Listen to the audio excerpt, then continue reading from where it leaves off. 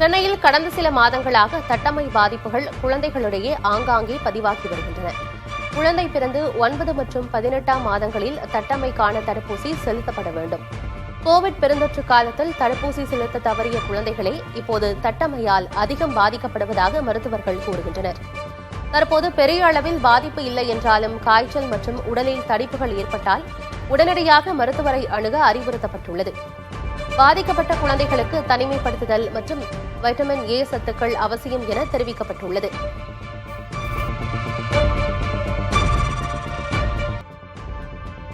உள் தமிழக மாவட்டங்களில் ஒரு சில இடங்களில் அதிகபட்ச வெப்பநிலை இயல்பை விட 2 முதல் 3 டிகிரி செல்சியஸ் அதிகமாக இருக்கக்கூடும் என வானிலை ஆய்வு மையம் எச்சரித்துள்ளது.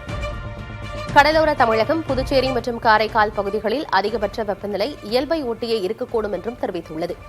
மேலும் அதிக வெப்பநிலையும் அதிக ஈரப்பதமும் இருக்கும் நிலையில் கடலோர தமிழகத்தில் ஓரிரு இடங்களிலும் புதுச்சேரி காரைக்கால் பகுதிகளிலும் அசௌகரியம் ஏற்படலாம் என்றும் வானிலை ஆய்வு மையம் குறிப்பிட்டுள்ளது.